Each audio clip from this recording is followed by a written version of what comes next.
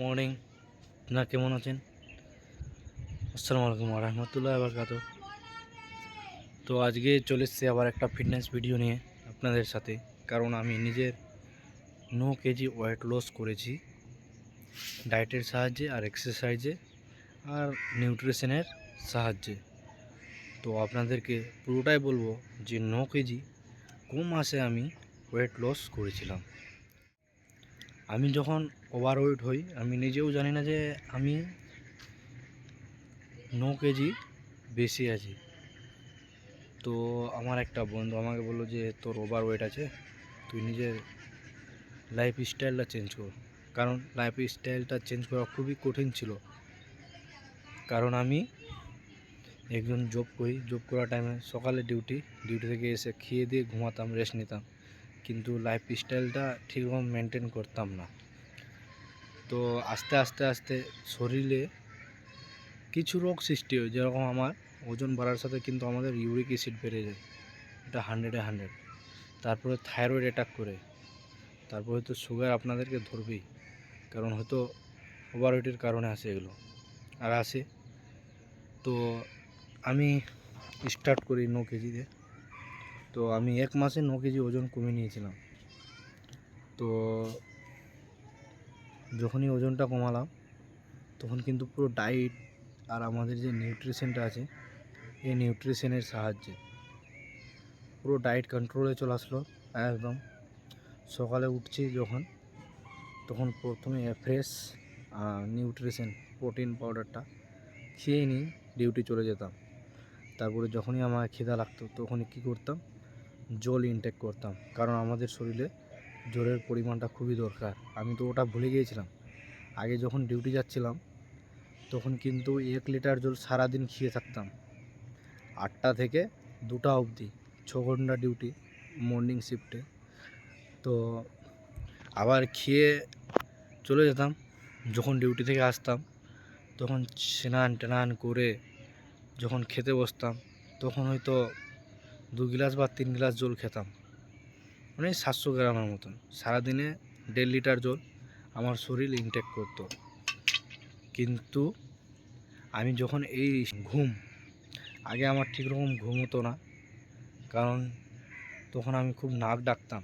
আমাদের কী হয় প্রবলেম, যখন ওভারওয়েট হয় না তখন মাইগ্রেন প্রবলেম চলে আসে, নাক ডাকাডাকি চলে আসে, অনেক কিছু। তারপরে আস্তে আস্তে যখন আমি নিজের ওয়েট কমিয়ে নিলাম তখন কিন্তু আমার সব প্রবলেম শেষ। তো ডায়েট হচ্ছে আমাদের মেনটেন করতে হবে, ডায়েটটা ফ্লো আপটা। হয়তো অনেকে বলে না যে আমার দ্বারাই সম্ভব না, সম্ভব করতে হবে ভাই, কারণ আপনার সম্ভবটাই আপনার জীবনটা বাঁচিয়ে দিবে। তো আমি যখন টাইম টু টাইম ঘুমালাম, টাইম টু টাইম সব খাচ্ছি, বাইরের জিনিস তো এখন চলছেই না আমার, খেলে কীরকম চলে আসে ফিল। আর আগে আমার খুব ভালোবাসতাম চুপ, পেঁয়াজি, ঘুগনি, এগুলো খুব, কিন্তু এখন আর না। মানে দেখে ঘিন লেগে যাচ্ছে যে আমি একটা পয়জনিং জিনিস ইউজ করছি। তো আমাদের শরীরে এটা মোস্ট ইম্পর্টেন্ট যে এখন আমরা বাইরের জিনিস খেয়ে খেয়ে আমাদের কী হয়, গ্যাস, অ্যাসিডিটি প্রচুর প্রবলেম স্টার্ট হয়ে যায়। ঠিক বললাম কথাটা? মিলিয়ে নেবেন। তো আমি 9 কেজি ওজন এমনি কমাইনি ভাই, এই যে সকাল থেকে এখন এক্সারসাইজ করেছি। এক্সারসাইজ চলছে আমার 15 মিনিট করব, বেশি না। এই 15 মিনিটে যথেষ্ট কাফি, শুধু একটু মাসল গেইন করার জন্য। তো যখন আমাদের ওভারওয়েট হয় না তো অনেক সমস্যা দেখা যায়। বললাম, মাইগ্রেন সমস্যা, নার্ভের সমস্যা, ঘাড়ে ব্যথা, কোমর ব্যথা, পা ব্যথা, পায়ের গোড়ালি ব্যথা, এগুলো প্রচুর আমাদের ওভারওয়েটের কারণে হয়। আর জানেন সবথেকে বিশেষ খারাপ কি, আপনার যদি সুগার হয়ে যায় তো অনেক মেডিসিন খেতে হয়। আমরা নিজেও জানি, আমরা নিজেও হেলথে আছি। তো একটা পেশেন্ট যখনই সুগারের দিক থেকে পজিটিভ হয়ে যায় না, তো পেশেন্টটা অর্ধেক ওখানেই ডিপ্রেশনে চলে যায় যে আমার হয়তো আর জীবনে সুগারটা ঠিকই হবে না। কিন্তু না, ঠিক করা যায়। আপনার খাওয়া দাওয়া, আপনার life style same to same change করতে হবে। আপনাকে টাইমে খেতে হবে, টাইমে ঘুমাতে হবে, টাইমে জল ইউজ করতে হবে। তো এটা হচ্ছে বিশেষ গুরুত্বপূর্ণ একদম। আপনি যদি জলটা ইনটেক করেন না আপনার অনেক অনেক শরীর উপকার করবে। আপনার হাইট অনুযায়ী 4 থেকে 5 লিটার জল, আমরা তো জলটাই খুব কম খাই ডায়েটের। আর হ্যাঁ, আমাদের সবথেকে বিশেষ কি, আমরা যখন খাই তখন হয়তো আমরা খেতে খেতে জল খেতে স্টার্ট করে দিই অনেকে, কিন্তু না, আমাদেরকে খাওয়ার 15-20 মিনিট পরেই হয়তো জলটা খাওয়া উচিত। আর স্যালাডটা দরকার একদম লাঞ্চ টাইমে। আপনার দরকার প্রোটিন, হয়তো আপনি নিলেন দই, টক দইটা খেতে হবে। তারপরে না আপনার শরীরের যে চর্বিগুলো আছে কাটবে। শুধু আমরা ভাত খেয়ে ফাস্টফুড খেয়ে থেকে যাই, আর খাবো না রাত্রে, না, আমাদেরকে টাইমে খেতে হবে। 7:30 থেকে 8টার মধ্যে আমাদেরকে ডিনার কমপ্লিট করে নিতে হবে।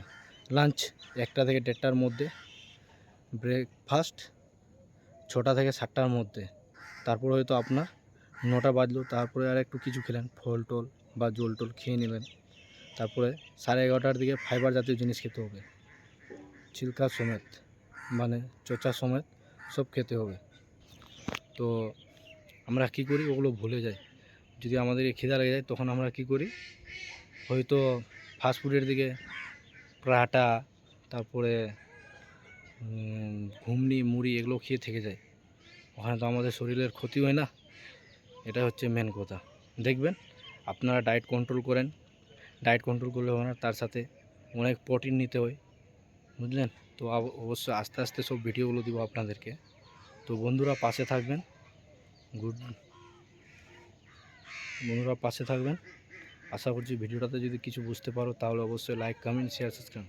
এটা আপনাদের হেলথ ফিটনেস নিয়ে কথা বললাম, কিন্তু সাবস্ক্রাইবটা করে দিও চ্যানেলটাকে।